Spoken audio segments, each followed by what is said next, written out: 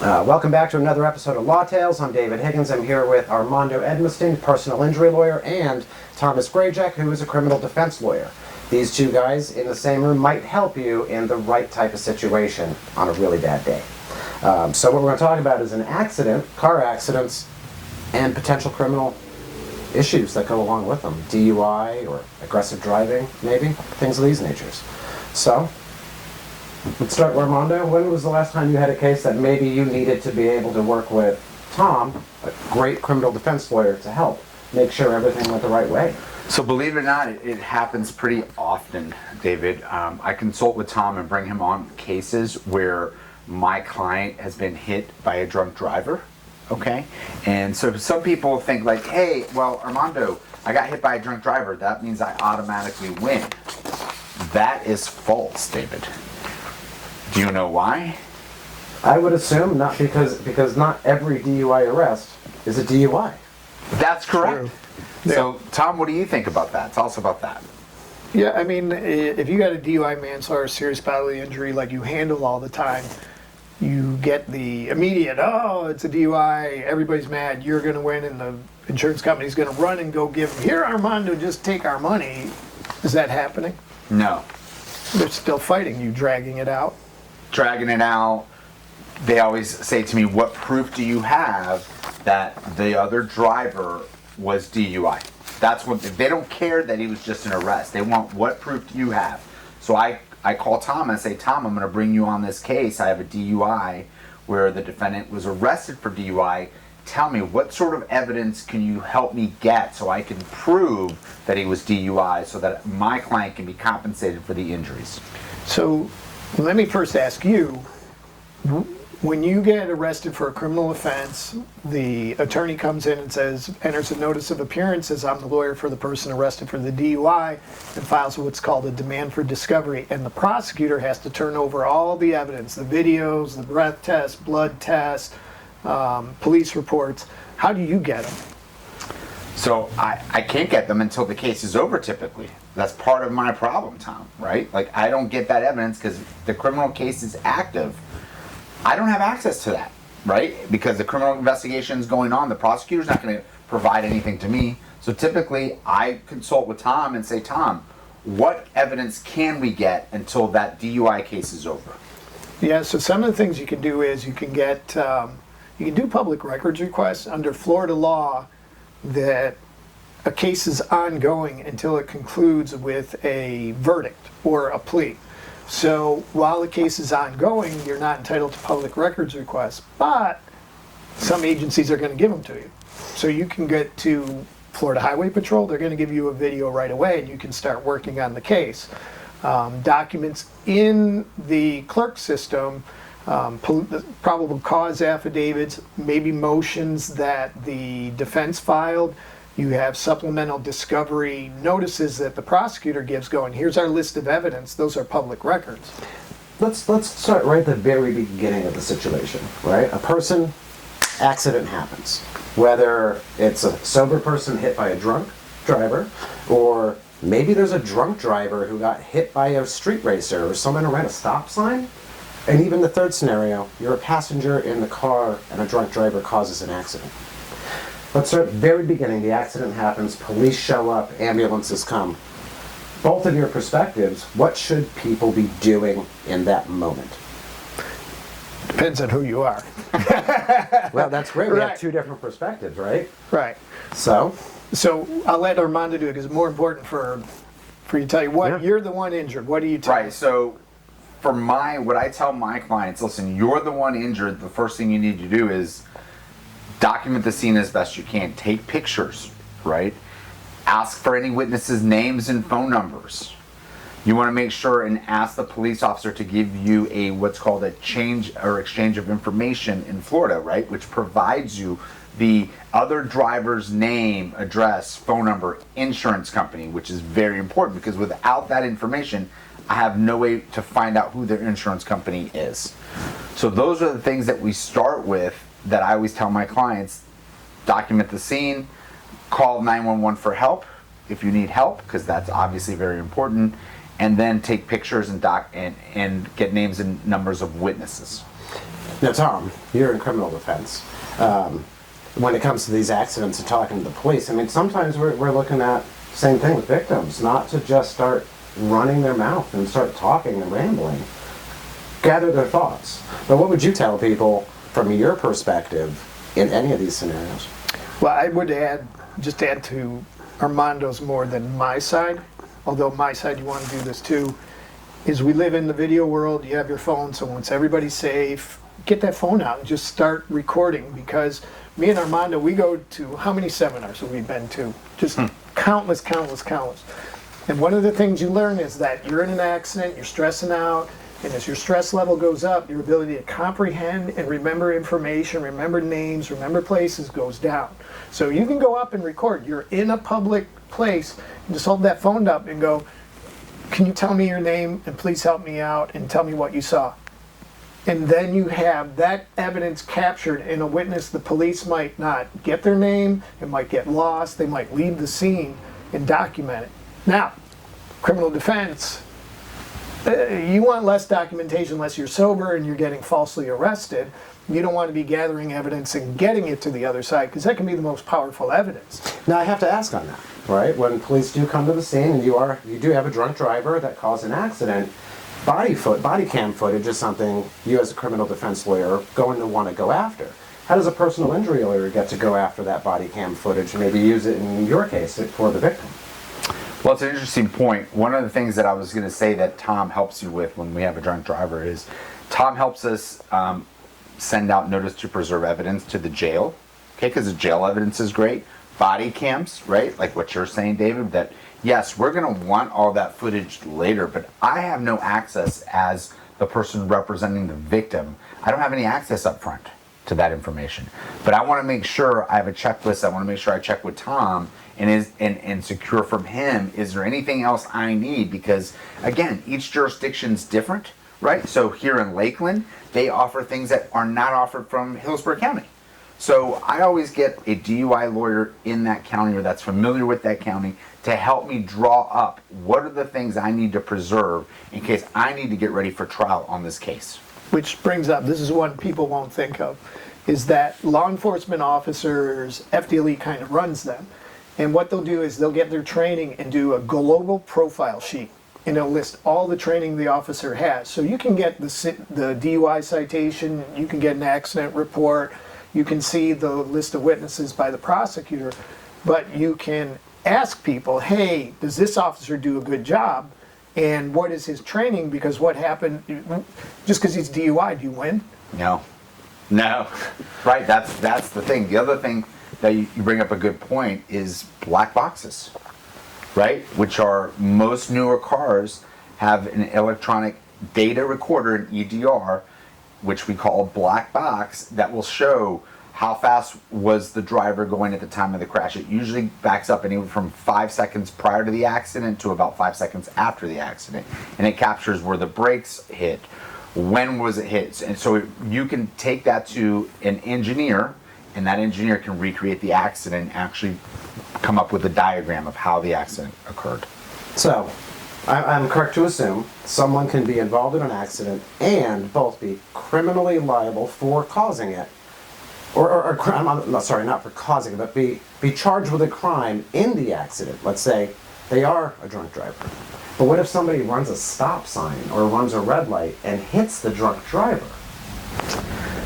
How does that work out? Yeah, so I'll let Tom start.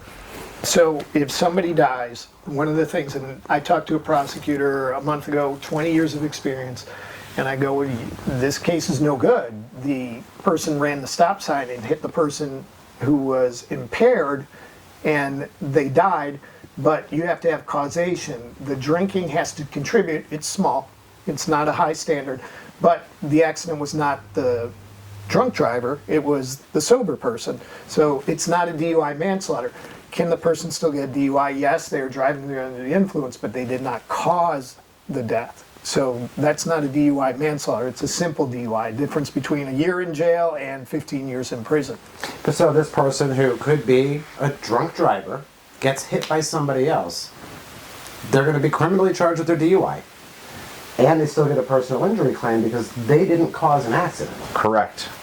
Now, what's interesting about that, David, is the defense is going to raise a new defense that's available in 2023, starting in 2023 in March, which is if you are more than 50% at fault for an accident, you cannot make a recovery anymore. So what they will try to do is exactly what Tom is saying. They will try to say that somehow the impairment contributed to the accident, not caused, contributed more than 50% to try to get a zero verdict for the DUI. In this example, for the DUI guy that is crashed into by another person. So I'm not a fan of insurance adjusters. We already know they're going to do everything they can to get it over. And they're going to say, well, your client had 2 beers and we're driving down a straight road and that's why the other person ran that red light. Come on. It happens. It's their argument, right? That's their argument, David. They're going to say it because they're going to save money. So in this scenario, the drunk driver that gets hit is entitled to treatment. He's entitled to go seek help for his injuries and entitled to fight for compensation. But it's going to be a fight. Make no mistake about it. See, that's an important point, though, is that's why you need a trial lawyer. Right? That's why you go, hey, Armando, someone who knows how to try a case, who has the training, the experience, because they're fighting you all the way, and they're going, drunk driver, everybody, he's just drunk. So, he's at fault. And that was a simple answer, but, when it's more complicated and there's more nuance to who caused the accident, but that's why you need a trial lawyer. Well, and you have to have a trial that has an experienced DUI lawyer to back them up. Because at the end of the day, we have to be able to prove that he was, that the other party was either drunk or wasn't drunk, right? One of the things. And in this case, if our client does get charged with a DUI, he's got to fight that DUI term. Because you know what insurance adjusters hate more than anything in the world? Paying somebody they believe was a drunk driver. Yeah. So, Tom, have you ever had to deal with something like this where somebody is intoxicated on their prescription medications? Yeah, those are driving under the influence of drugs. DUID is what we call them. Here is the big problem. Nobody's getting arrested for that. So the process to get arrested for driving under the influence of drugs is more difficult, and you need more experienced officers to do that. They have to be DUI experts really to get a strong case in that. So everyone, this is a big problem, which cut this up in the video the way you want. But here's what happens. Everybody comes in and goes, I was under my medications, I cannot get a DUI. It's the same as alcohol. You can drink alcohol. It's legal to do so. It's legal to have a drink and drive.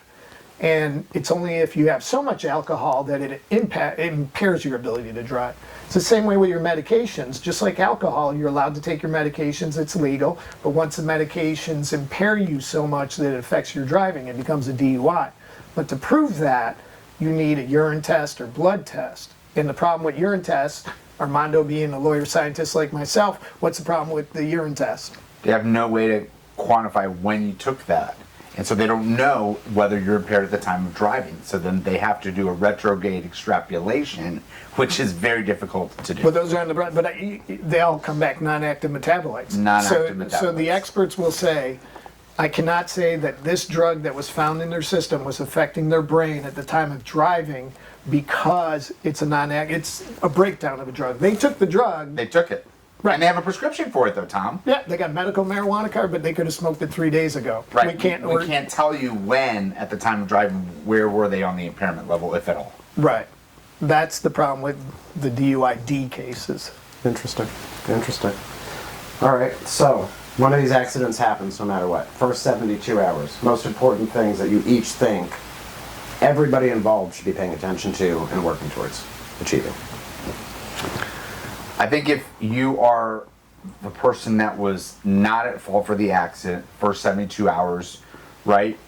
Most of my clients are afraid of, like, how am I getting to work? What am I doing? Where's my car? Who's responsible for paying for my car? Right? As long as my safety, and a lot of our clients are very injured, but they're worried about how am I going to go to work, David? The bills don't stop because you were in an accident. So you need to hire a lawyer right away. And you need to ask your lawyer, are you helping me with the property damage? Because 95% of lawyers do not help you with the I property actually damage. know one who does. That's right, we do. We do. This guy. But that's only because we want to make sure our clients can get to work. Our clients can do all these other obligations that they need to do before this accident happened. So to me, look, important part is your health. Hire a lawyer and figure out what's going on with your car. Hire the right lawyer that's going to help you with the property damage and get medical treatment. And then let the lawyer guide you on how to speak or talk with the insurance companies, or let the lawyer call the insurance companies and help you get medical care. And that's what I think from our standpoint. Now from the... Well, let me follow up with it.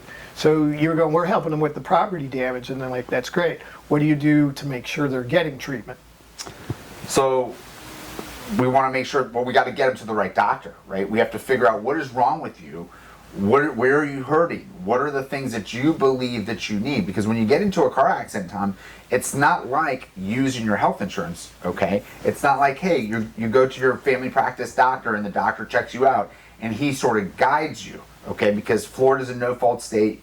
You have $10,000 that your own car insurance has to pay for medical bills. And so I always tell my client, listen, this is your money to spend. Who would you like to see? Would you like to see an orthopedist? Would you like to see a chiropractor? Would you like to go get physical therapy? What is it that you feel like you need first? But again, going, well, money's an issue, and doctors are expensive, so how are you paying for the doctor when you just got in this accident and might not be working? Correct. So Florida, with the no fault, you're going to make a claim with your own car insurance, even regardless of fault. Even if you're at fault, you have $10,000 if you're involved in an accident and you're injured that you can go see a doctor with, as long as you have what's called the emergency medical condition. So the doctor must certify that you suffered an emergency medical condition from that car accident, and that opens up to your $10,000 of PIP benefits. But if I've got $100,000 or I'm continuing to get it, where am I? Who's paying the doctor, or how's he getting paid? So the doctor then is going to basically put a patient responsibility form, okay, and saying, listen, I'm going to wait to get paid after this case settles. So it's going to come from the at-fault driver's insurance, assuming that they have enough insurance. So at the end. At the end. I have a question. We have in Florida a victim compensation fund for people who have been injured or harmed in a crime, right? In a crime. And in a car accident. Unfortunately, Florida does not require us to have bodily injury. You should call Tallahassee, make the governor change that. You vetoed that one. Everyone should have bodily injury policy, because if you hurt somebody, they should be able to get help. We're only required to fix their car. That's insane. But if a drunk driver causes an accident and doesn't have insurance, are they able to use the victim compensation fund? I think that's a great question for Tom on the criminal side. They do. I don't know, because I usually don't, as if you're doing criminal defense, you're not dealing with the victim going down to the state attorney and applying for that and how much money they would receive. I don't know how much money they would receive. And then there's also restitution in a criminal case. So if you commit a criminal act and you're found guilty or plead guilty to it, you have to pay restitution to somebody, which is not dischargeable in bankruptcy. But that's potentially getting blood from a stone, because does my client have any money to be paying these 100 or 1,000 of bills, or for your pain and suffering? So But the restitution is not automatic, right, Tom? That's a separate hearing apart from after the plea or you're found guilty. Is that right? Right. So, and that's coming from someone who might be getting 15 years in prison. So where are they going to get? How are they getting money to you? Right. All right. Well, we have a couple of questions here that people ask all the time. We answered a lot of them in the past over and over, right? One of the biggest ones, should I talk to insurance before a lawyer? And I'm going to say yes and no. And you can agree, disagree. To say yes, you have to start your claim. Tell them you were in the accident. No, you're not making a recorded statement until after they talk to you. So David, it's interesting. I err on the side of not talking to them at all, because these are trained professionals. Okay. To actually get a statement from you without you knowing you're giving a statement. So I think that they're just gonna say, well, are you okay? And then you're gonna answer that, because they do every time, are you okay? And a lot of people are like, yeah, I'm okay, even though they're hurt. So maybe I'll rephrase it. Instead of talk to the insurance, you open your insurance app and you file the claim, And when they call you, you say, we'll call you after I talk to my lawyer. There you go. That is pretty sound advice. Yes. All right. I'll give you one. Well, Oh, go ahead.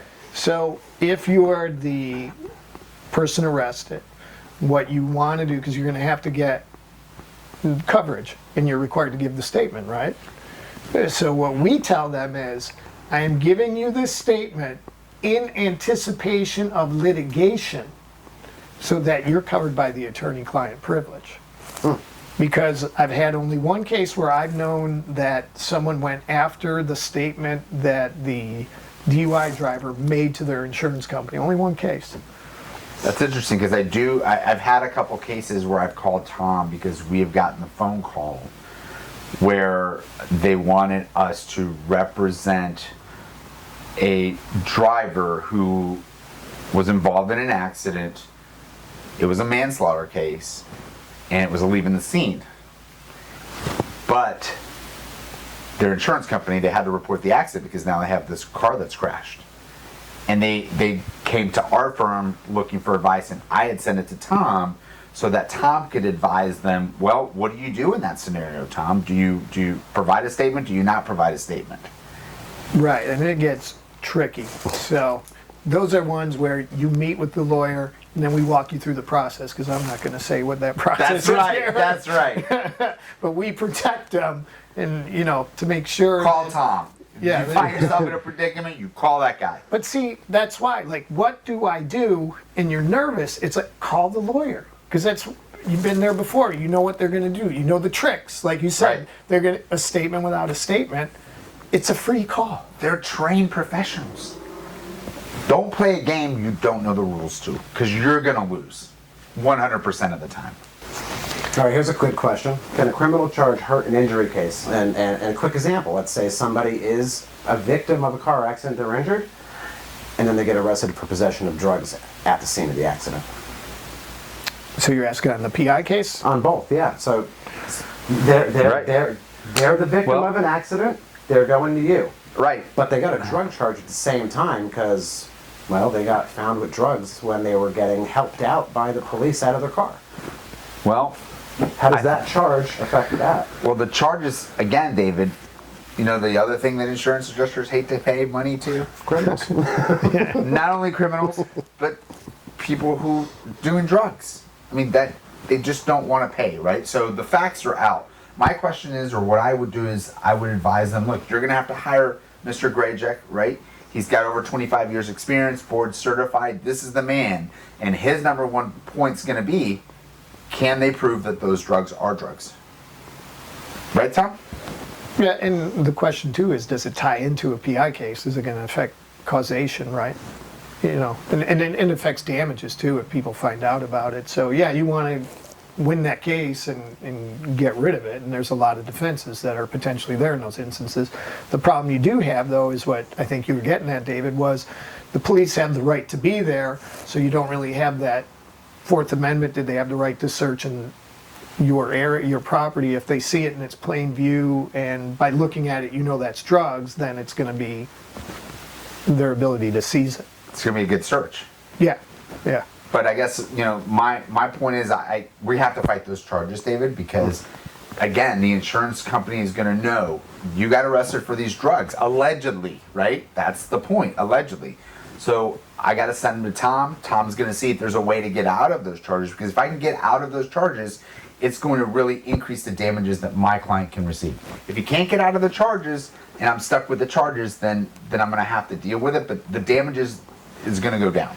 Here's the follow-up, is when the wrong driver, your client, gets cited by the officer, can you go forward? I can't tell you how many times that has happened. Where people call our office, David, you know how this all the time. Hey, I need help. The officer got it wrong. I got a ticket. I shouldn't have been ticketed. What do I do? Well, the first thing I need to do is I need to understand the accident. Once I understand the accident, if I believe that they are correct, the first thing I do is you have to hire Mr. Grajek. And Tom, what happens? What can you do in those instances where they're cited for a ticket? So we go in and fight the ticket. Let's set it for trial, and then we're going to prove that your client, our client, was not at fault, so that the PI case can go forward then. Right. Because if he pleads or is found guilty of that citation, that will be used against my client to try to show that they are more than 50% at fault so that they get 0. So at a scene of an accident, people are going to give their statements to the police. The police will use that to go after the person for the ticket. Are those statements allowed to be used in an injury case? So there are certain statements that are protected under the accident report privilege, right, David, which are statements that you must report to a law enforcement officer facts, certain facts. You have to tell them your name, address, what happened, what you believe happened. Those statements are not allowed to be used against the driver, okay? But Mr. Grajek will tell you what happens if they believe there is criminal activity. So what they should do, and it gets eroded more and more, is then read you Miranda, and then they ask the same questions again. You're like, you just asked me that. But that's because they're cloaked under, as you said, the accident report privilege, where those are basically given immunity. And the purpose is so that they can see what happened in an accident. Do we got to fix a road? What's to take, measures to fix the problem so it doesn't keep happening. But the police officer is supposed to read Miranda and ask again for those to be admissible. So let me ask you, David, I'm sorry, Tom, let me ask you, if they do read Miranda, what should people do? That's it. That's your signal. I'm done talking, that's it. You're not going to help yourself. If you're totally innocent, you got nothing wrong, and you want to give your side of it, but once they read you Miranda, they're zeroed in, and you're the criminal. They've made up their mind, because they don't read everybody Miranda. It's only the person they feel is going to be the guilty one. That's you. That's your signal to go, I got nothing to say to you. You know who can say things better than me? My lawyer. That's right. Right. Yeah. And don't fall for, this is just standard. You know how many times I've heard, this is just standard, I'm reading you Miranda rights. You didn't do nothing wrong. What are you gonna hide? What do you got to hide? Go and talk to us. Yeah. You have nothing to worry about, but I'm going to read you these statements. If I had nothing to hide, then you have no worry to wait for my lawyer to show up to have this conversation. Exactly. And everybody's got my cell phone. It's everywhere, so everyone can always get a hold. I have calls at 4 in the morning. In fact, you need go give them your cell phone, Tom. They need it.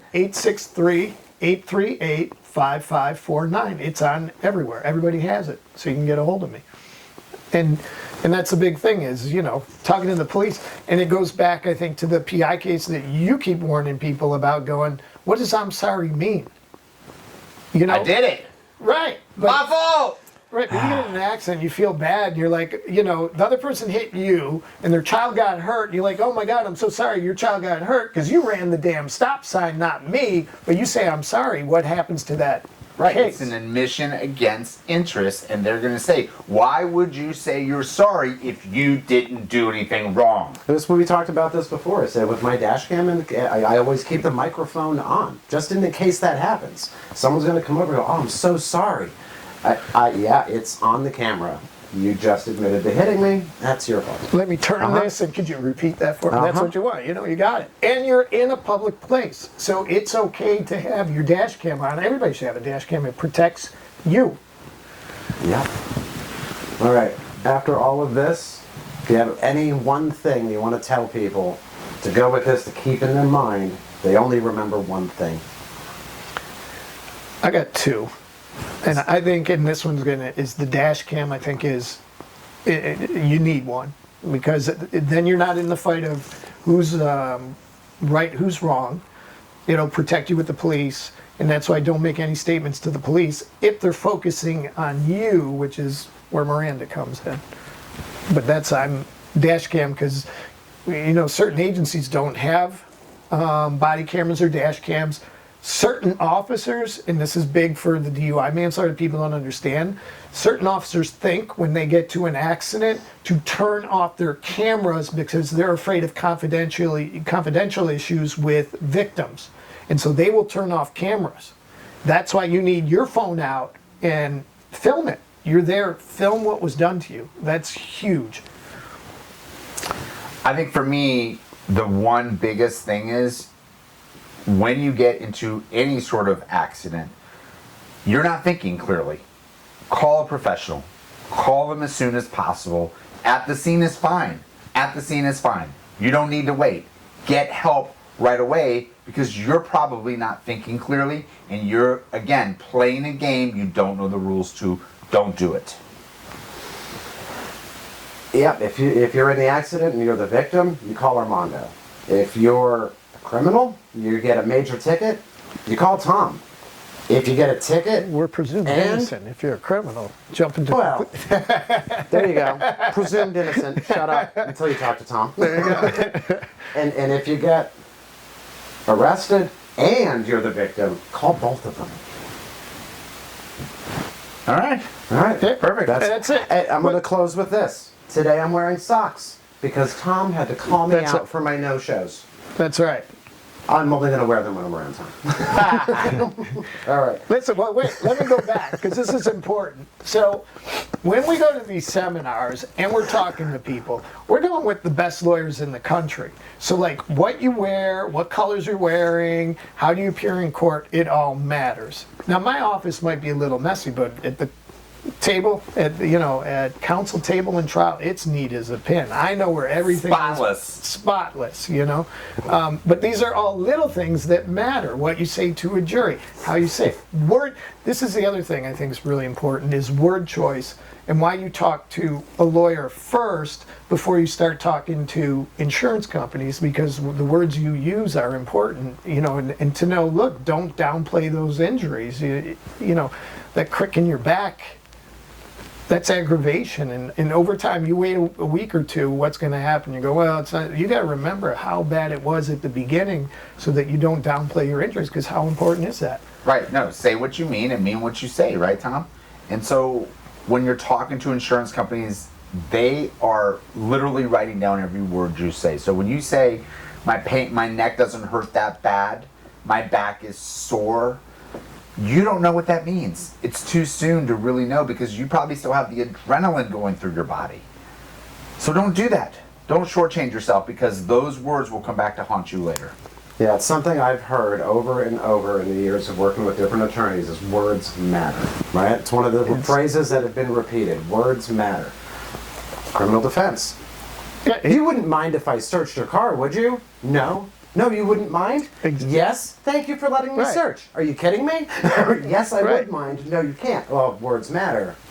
And conversation, communication is what people hear, not always what you say. Yeah, everything's important. That's why you got to take it serious and get the help.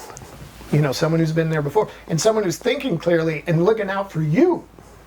Because I don't know why everybody still asks it, but on a contingency fee basis, how do you get paid? Right. What does that mean? Well, it means that we get paid a percentage of what we recover, Tom. I don't take any money up front, $0. Not only do I not charge you for my time, but I put up my own money to hire engineers, investigators, Tom, whatever I need to do to protect my clients is what we have to do. And when in the event that something were to go wrong, how much would they ever owe you? They owe me $0. Exactly. So, And what's the risk in calling a lawyer? Listen, I see it everywhere, and not to be crass, but this is what it's about. Do you want to make more money or less money, Armando? Absolutely more money. Right. So you're going to do everything you can to make more money, but that means they're getting more, your client's getting That means more. the client's getting more money. Absolutely. So the more money I get the clients, the more money we make, Tom. So you got the incentive. We have the incentive financially, right? So we want to look out for our clients as best we can because at the end of the day, that's the way that I would want to be treated. And I would bring on every expert I need to or expertise that I don't know, like Tom with criminal. I would bring him in on every case to make sure that my client has the best chance of getting the absolute most money that they can. so, since I'm not a lawyer, my perspective on everyone out here who ever have to hire a lawyer is simple. If you can't get along with that lawyer in a conversation and feel comfortable talking to them, don't hire them. If you don't like them, will a jury? I think those are very valid points. It's If I huge. can't get a lawyer to sit down and have a conversation with me and I can only ever speak to a legal assistant and I never get to see your face or hear your voice, you're not the guy for me. You're not the woman for me. Sorry. But here's the other thing. When I got a question about PI, I can call her. But they should be able to explain to you concepts that you can understand. so that you understand, okay, how am I going to pay for the doctor? What are we going to do about the car? And you should be able to come out clearly understanding it and go, oh, okay, that makes sense. You know, not using legal words or, you know, or Well, if you can't understand, Tom, you as the client don't understand, how's a jury going to understand? right. So if that person's not a good communicator, don't hire that person. And two things I know is if you come to Armando's office, makes the best coffee in Tampa. And if you come here, Tom has weird bags of chips on occasion. We got water, all different flavored water. But that's another big thing, though, is that that's going, you're talking trial. Yeah. And so if a case doesn't settle, you better be able to talk to a jury. You better, you know, if the prosecutor's not working out, if the insurance company's not paying, you better have someone that knows how to try a case, cares about trying a case, and takes it seriously. That's where explaining it to you, because they've had to explain it to a jury. And if you don't understand, how is a jury going to understand? We're going to have to do a whole episode on just trial, getting Trial's through where it, it's how to at. dress, how to talk, what to look I for, agree. how to It's expect huge. it. Yeah. I agree. Yeah. Next time. Next time. Next time. All right. Stay tuned for the next one. All right.